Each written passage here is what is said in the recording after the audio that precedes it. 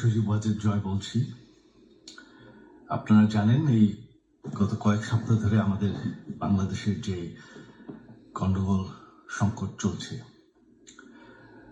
এই যে ছাত্রদের কোটা বিরোধী আন্দোলন, কোটার বিরুদ্ধে আমরাও ছিলাম।